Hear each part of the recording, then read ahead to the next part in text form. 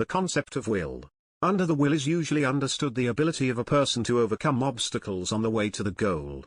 Throughout the entire history of scientific knowledge around the problem of will, there was a fierce struggle between materialism and idealism. Idealism elevated will to a purely spiritual force, opposite to matter and completely independent of human practice. Idealist theories of will have always justified the unrestricted arbitrariness and violence of the exploiters. Today these theories are placed at the service of militant imperialism. The ideologists of imperialism with frenzied persistence propagandize various mystical and misanthropic theories of will with the aim of poisoning the consciousness of the working people and justifying the aggressive policy of the imperialist predators. Dialectical materialism revealed all the pseudoscience and reactionary nature of bourgeois theories about the will and gave it the only correct scientific explanation. Will, like all human consciousness, is a function of the brain, a product of its complex work. Striving, desire, intention, goal, all motives for action are nothing more than a reflection of being, a reflection of the objective material world. The impressions made on a person by the outside world, wrote Engels, are expressed in his head, reflected in it in the form of feelings, thoughts, motives, volitional movements, in a word, in the form of ideal aspirations. The motives and goals of a person, which determine the direction and nature of actions, have a source not in the consciousness of a person, but in the external conditions of people's life. In fact, the goals of man, wrote Lenin, are generated by the objective world and presuppose it, they find it as given, present. But it seems to man that his goals are taken outside the world, independent of the world. The greatest merit of Marxism is the discovery of the objective laws of the development of society. The scientific understanding of will is associated with the discovery of historical materialism. Marxism proved that social life is not a heap of accidents, but a historically necessary process. The material, economic life of society exists independently of the will of people, and the spiritual life of society, social ideas, theories, views, goals and intentions are a reflection of the objective being of people. The main driving force of history, Marxism teaches, is not individuals and heroes, but the masses of the people.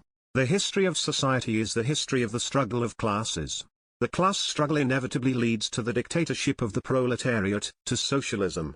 A person with his ideas, feelings, aspirations and actions is not an abstract being, but a set of social relations, a product of social history, a son of his era, a representative of a certain class. Social life determines the consciousness and will of people. Marxism discovered in social life those fundamental forces that necessarily cause material and spiritual change in people. This is social production, a mode of production of material goods, labor, in the process of which a person, acting on nature, changes his own nature. According to Marxism, a volitional act is a conscious practical action of a person that makes a change in the external world, and the main volitional activity is productive labor. Marxism scientifically explained natural historical process of transformation of the instinctive actions of human ancestors in the strong-willed diath bodies just of people, the emergence of language and thinking, with which the will of man is inextricably linked. The teaching of I. P. Pavlov about higher nervous activity is of great importance for the scientific understanding of will. According to this teaching, all the work of human consciousness is the most complex nervous activity of the cerebral cortex. This activity is carried out according to objective laws and depends on excitations coming along the nerves to the cerebral cortex from stimuli from the external and internal environment. As a result of the interaction of excitations in the cerebral cortex, an impulse is formed, which is the direct reason for a person's action in the external world. The mechanism of volitional movement, emphasizes I. P. Pavlov, is a conditional, association process that obeys all the laws of higher nervous activity. According to Pavlov's teachings, a person's will is associated with verbal stimuli. The word, as a signal of signals, causes complex creative work of the brain and, as a result, volitional action in the external world. The physiological basis of volitional human behavior is the second signal system in interaction with the first. Will is a regulatory function of the brain, which is expressed in a person's ability to control his behavior, in the ability to overcome obstacles on the way to a goal. The cerebral cortex, under the influence of signals emanating from the external and internal environment, organizes and directs, repeats and changes, strengthens and weakens, accelerates and delays both individual movements and all human behavior. Being objectively material nervous activity proceeding in time and space, dynamic regulation of the cortex is at the same time a subjective activity expressed through the second signaling system, will, consciously organized and purposeful behavior. Even I.M. Sechenov in his works repeatedly emphasized as the main feature of the will of the names but management, regulation of behavior. For example, analyzing various types of movements, the transition of involuntary movements to voluntary and vice versa, I.M. Sechenov wrote, in all cases, without exception, the form of the influence of the will remains, however, the same. It can cause, stop, strengthen and weaken the movement, and only the degree of its power, apparently, is extremely different. The will as a regulator of behavior, contrary to the opinion of idealists, is not some kind of spiritual force that controls human behavior through the brain mechanism. The regulator of behavior is the most complex mechanism of the cortical apparatus itself, which naturally reacts to stimuli from the external world, directs and causes certain actions outside of cortical reflex activity, which continuously correlates and balances the organism with the external environment. There is no human will. As a function of the brain, will is expressed in the actions and deeds of a person. In an act that is a very complex reflex, cortical regulation is, as it were, carried out, primarily in the form of muscle work, by which we judge the internal regulation, which takes place in the cortex, based on signals received from the external and internal environment.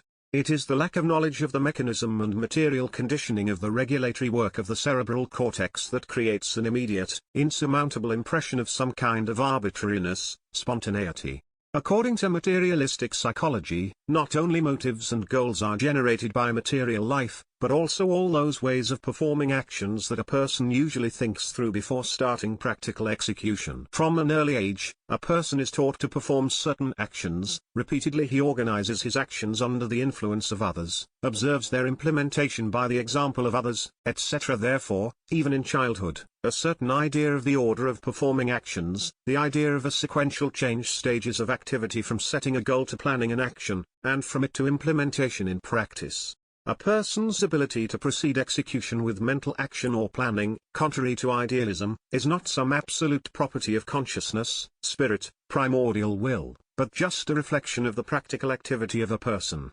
Human consciousness, will is an active reflection of the objective world. A person on the basis of knowledge and experience is able to take new actions, different from the previous ones. The ability to creatively influence the external world is a specific feature of human will and marks a qualitatively new stage in the development of voluntary actions that are present in animals in the form of motor-conditioned reflexes. Animals are characterized by the ability to act in a planned manner. But all the planned actions of all animals have failed to impose the stamp of their will on nature. Only a man could do it. From an early age, volitional acts are formed in a person under the influence of verbal stimuli. The impact of objects that satisfy various human needs is constantly combined with the impact of verbal explanations, instructions, requirements, which organize the direction and selectivity of behavior through the second signal system. With repeated repetition of voluntary movements and actions of the same direction, a stable system of neural connections is created, characterizing the purposefulness and certainty of all human behavior, inhibiting excitation that contradicts this system, making a person capable of overcoming obstacles and difficulties. Among the various external influences that shape the direction of human behavior, social and economic relations play a decisive role, placing a person in strictly defined conditions of life. These conditions, being extremely diverse in terms of the nature of the impact on a person, at the same time, in their main direction for these social groups, classes are homogeneous. Wherever a Soviet person lives, wherever he works, everywhere his behavior is determined by socialist relations, which are actively protected by the ideological superstructure corresponding to this basis, the socialist state and law, communist morality and the education system. As a result of such a unity of long-term and varied influence, a single moral and political direction of will is created among Soviet people, which is incapable of destroying opposite influences. Bourgeois psychology represents the volitional process in the following way. An act of volition begins with an instinctive, spontaneous drive, which, while acknowledging, passes through desire and the struggle of motives into desire and decision, followed by execution. Moreover, all the will is driven into the internal mental processes that precede execution, and the execution itself turns into a mechanical consequence of the will. Thus, a single volitional act is torn into two parts opposite to each other. On one side there is will, understood as a purely spiritual process, on the other, execution without a psyche, understood as a set of body movements.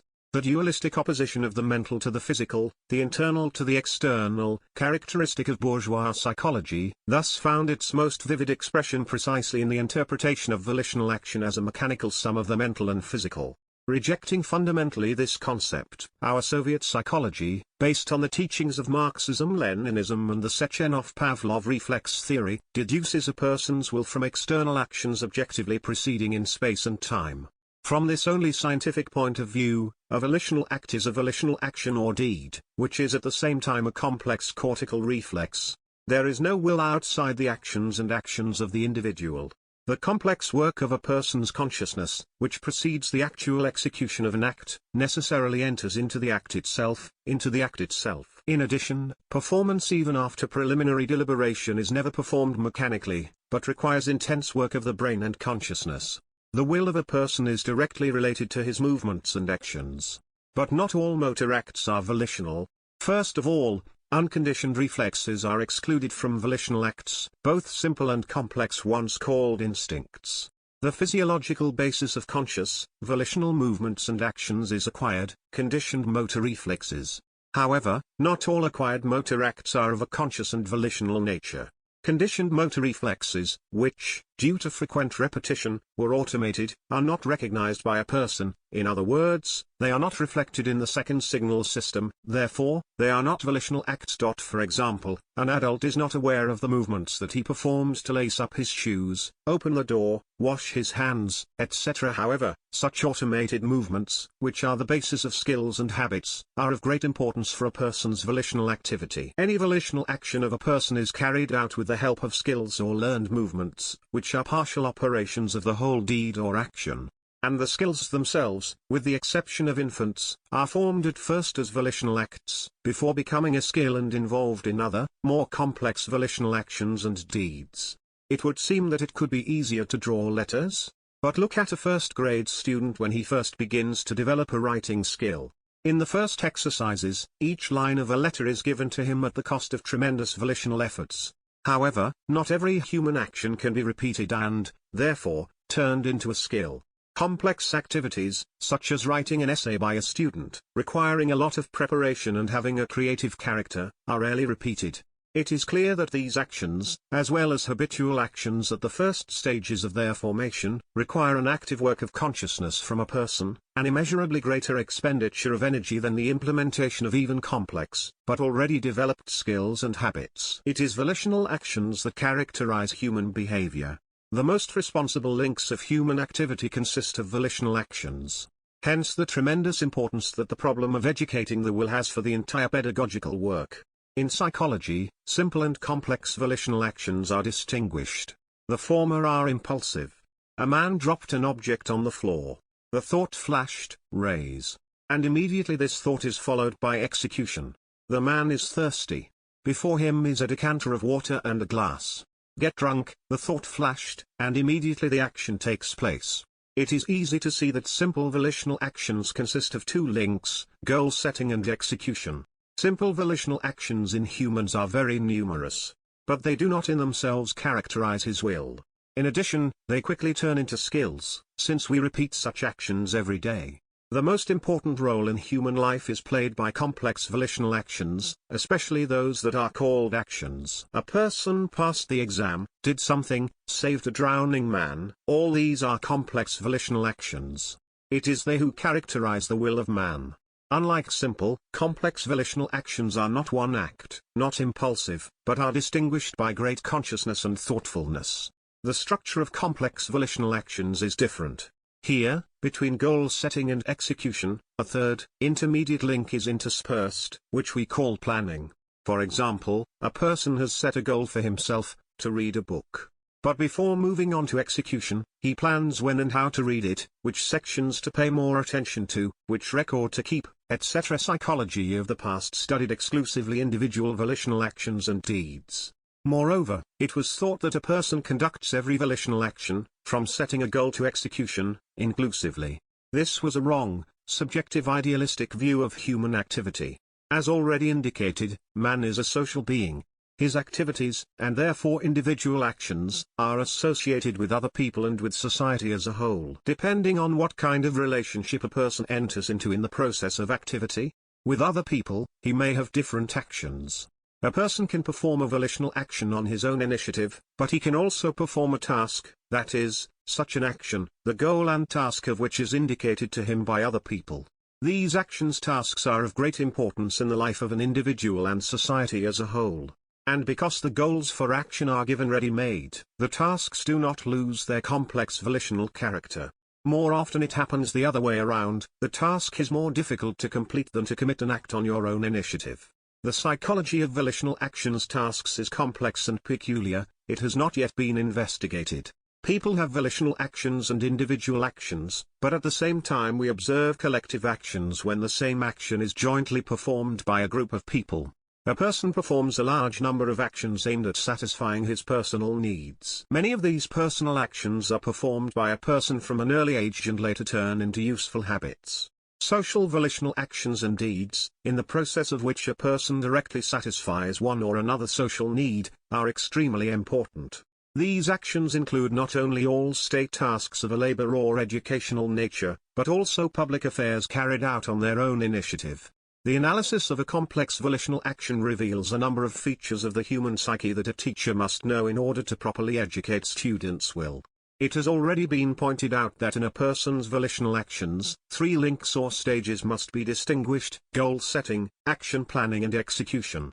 Setting a goal and maintaining it is a very complex process, the origins of which lie in the reasons for human behavior hidden from outside sight.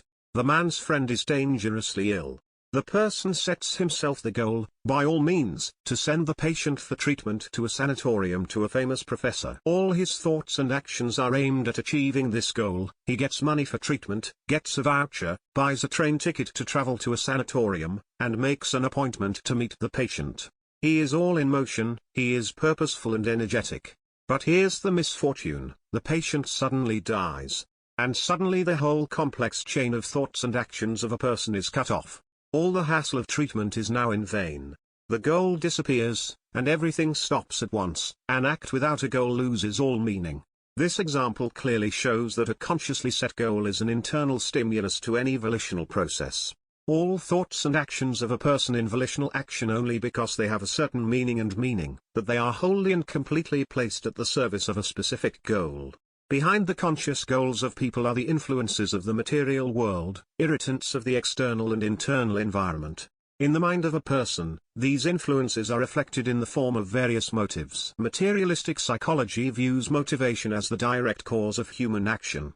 Any impulse, according to the laws of higher nervous activity, is a dominant excitement formed in the cerebral cortex under the influence of external and internal signaling. Conscious motives for action are called motives. Motives of behavior are ideas, beliefs, desires, feelings, interests and other manifestations of consciousness. The most stable motives of a person, reflecting the vital needs of a person in something, are called needs. The goal is a concrete expression of a person's needs, the formulation of a task to satisfy these needs by their actions. A person sets a goal, to have lunch, and by this he expresses his need for food. A person sets a goal, to read a book or newspaper, and by this he expresses his need for reading. The main force in the development of the psyche of children is the process of education and upbringing. As soon as a child is born, he immediately falls into the conditions of human upbringing. Both the conditions of upbringing and its character are determined by the social structure and the dominant ideology of society. So, in our country, education is carried out under the conditions of a socialist system. The policy of the Communist Party and the Soviet state determines the goals and objectives of educating the younger generation. Our upbringing, both in purpose and in character, is communist. These features of our conditions and our goals of upbringing leave a special imprint on the development of motives in children, making the whole process of personality formation qualitatively different from the process of personality formation in a private society. The way of life and upbringing in a Soviet family and school creates qualitatively different motives for our children. Soviet children do not have the conditions for the development of the needs of a private owner, needs associated with personal enrichment at the expense of others. On the contrary, the socialist system gives rise to social needs for collective labor, which excludes the exploitation of man by man. Our people develop a qualitatively different motivation and direction of behavior. I cannot imagine my life and work outside the struggle for the ideals of a communist society. I do not think of my own well-being outside the well-being of the whole country. This is how a Soviet person thinks. Soviet people cannot imagine how one can live only for oneself, without thinking about others, how one can be happy without caring about the happiness of others. The process of developing urges in children is complex. Being born into the world, a child has some instinctive needs, for example, the need for food, sleep, etc. Under the influence of lifestyle and upbringing, these and similar needs change. There are needs for certain food, taken in a certain way, the need for sleep in certain conditions, etc. Already in preschool age, many new needs arise, for clothes, housing, shoes, walking, playing, the need to communicate with other people, etc. And moral needs, the need for work, the need for knowledge and art, the need for friendship, for social work, etc. Various needs, both personal and social, are the main driving causes of human behavior and, above all, his volitional activity. However, the needs of a person only become a real force of a person's behavior when they are reflected in his head, that is, they are realized in one form or another. Everything that prompts a person to activity, wrote F. Engels, must inevitably pass through his head. Even for food and drink a person is taken under the influence of the feelings of hunger and thirst reflected in his head, and stops eating and drinking because that the feeling of satiety is reflected in his head. Conscious motives of a person or motives of behavior and are the direct causes of actions and deeds. In motives and find their conscious and concrete expression of human needs. The idea of building communism is the main goal and main motive of the heroic activity of the Soviet people. The highest feelings of a Soviet person, a sense of Soviet patriotism, a sense of activity or labor enthusiasm, a sense of valor and heroism, a sense of collectivism and solidarity, are an inexhaustible source of selfless deeds and actions of our people for the good of the homeland. The most important motives for behavior are a person's persuasion and a sense of duty. In this case, a person realizes that he must carry out this or that act in the name of social order and discipline, in the interests of the collective and the homeland. It is the development of the motives of conviction and duty that makes the actions and deeds of a person ideologically high and noble. The motives of behavior can be different interests of a person. Various interests in the subjects of nature and technology, in books, in various branches of knowledge and art, which form in school children in the process of teaching and upbringing, can become motives for the behavior of students. All motives of personality behavior are related to each other and depend on each other. A person chilled in the frost is encouraged to seek warmth not only by the feeling of coldness, but also by the anticipation of the pleasure obtained from the heat near the hot stove. Soviet people strive to fulfill the State Commission well not only under the influence of an awareness of their duty to their homeland. At the same time, he experiences a strong sense of love for his country and looks forward to the feeling of satisfaction associated with the successful implementation of this assignment. The motives are different in their content and significance and can be subdivided into two groups. The first must include those motives that are directly related to the material needs of the individual and generate actions aimed at the personal well-being of a person. To the second group, motives associated with social needs, causing actions that benefit society. Only then can we speak of a morally developed will, when a person, guided by higher motives, is able to subordinate the motives of personal pleasure and convenience to social duty. The problem of educating the will is precisely to develop and strengthen ideologically high needs and motives by revealing the individual's motives of behavior, since they ultimately determine the actions and deeds of a Soviet person. In the conditions of our society, the subordination of human actions to socially useful goals leads to the development of all his qualities, to a better satisfaction of his material and cultural needs. The actions of people that are identical in appearance can be based on completely different actions, and, conversely, actions that are different in appearance can be the same actions. The apprentice stole money from the house. He did a negative thing. But the essence of this action will be revealed only when the educator discovers the motives that gave rise to this action. If a student, driven by personal pleasure, steals money in order to buy sweets, that is one thing, but if he, driven by the motive of his interest in invention, took the money in order to buy materials for the manufacture of the telephone, this is already a different act, albeit unjustified. But here is a case of a different order. One student, motivated by social duty, visited a sick comrade, explained the lesson he had been assigned, told the school news, and encouraged the sick man. Another, guided by the same motive, bought a book for a sick friend with his savings and sent it to him.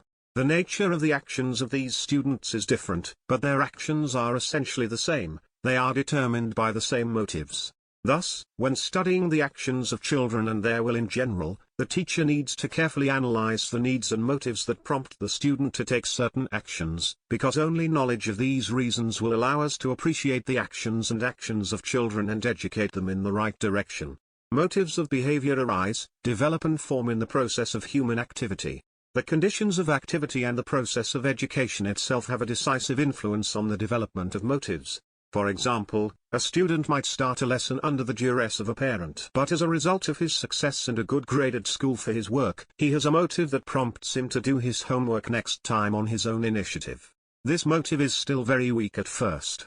But if the parents show unswerving exactingness towards the student, protecting him from actions motivated by sensual pleasure, and the teacher correctly stimulates the student's success, then after a certain period of time this, while still weak, motive will get stronger and turn into a great force that prompts the student diligently take lessons on their own initiative.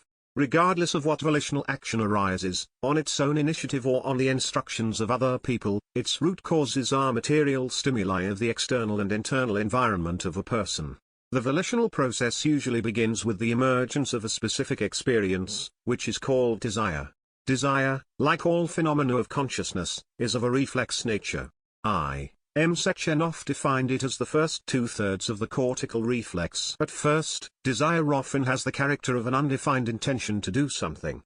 A person expresses his desire with the words, "It would be nice to do this. It would be nice to take a bath.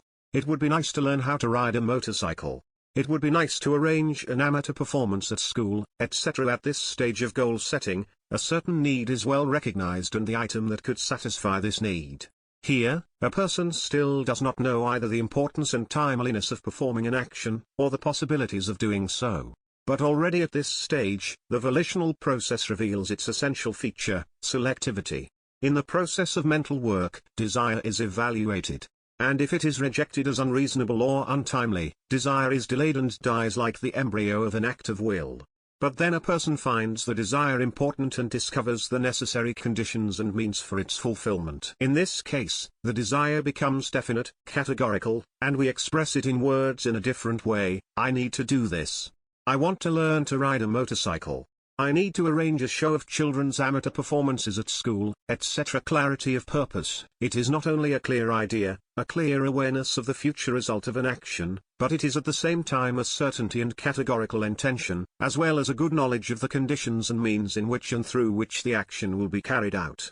Goal setting does not proceed as smoothly as it might seem at first glance, but is often born in the process of an internal struggle of motives.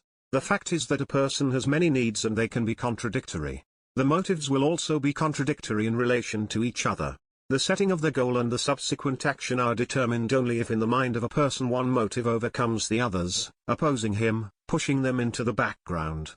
Let us point out, for example, such a person's act as choosing a profession. If a school graduate does not yet have established interests, then, as a rule, he chooses a special educational institution for himself for a long time, where he could enter, weighing all the pros and against. The student is interested in mathematics. Therefore, he argues, you need to enter the faculty of physics and mathematics in order to become a specialist in this area of knowledge. But he is well given a story for which he has excellent grades. It might be better, the student ponders, to acquire the profession of a historian. The nature of the struggle of motives is qualitatively different. So, the student is given a choice of 2 tickets, to the theater and to the circus. He loves both. But you need to choose one at the expense of the other. There is a struggle of motives. Here the struggle takes place between motives of the same level. This level is personal pleasure. In any case, the student will enjoy. The whole question is when there is more. But here's another case. Pupil A is a member of the editorial board of the Wall newspaper. He was warned that today at 5 o'clock in the evening he should participate in the release of the next issue of the Wall newspaper. At the same time, his school friend B invites him to participate in a group ski outing, which will also take place at 5 o'clock. Pupil A is a passionate skier. There is a struggle of motives. The public duty dictates the student to go to the meeting of the editorial board, while the desire to go skiing in the company of friends dictates another act to him, to join them. Here the struggle of motives takes place on a different basis. Lower motives come into conflict with higher motives. It is in the process of this struggle of higher motives with lower ones that a morally developed will is developed. At the same time, the outcome of the struggle in such cases serves as an objective assessment of a person's will.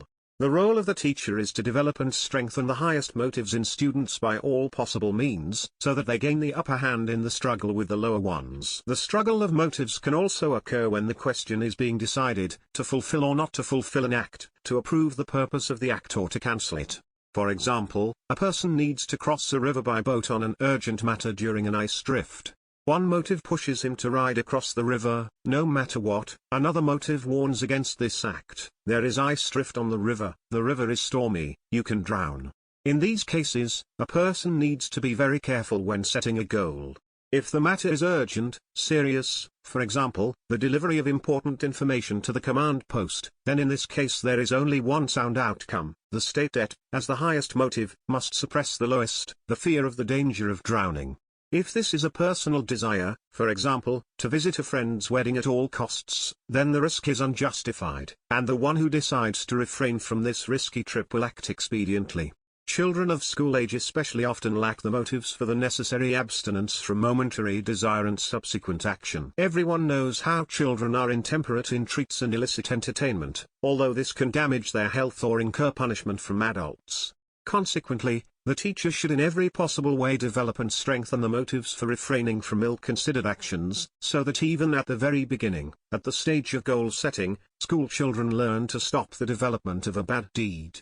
The final moment of goal setting is the decision, when a person puts an end to his hesitation and doubts about choosing a goal.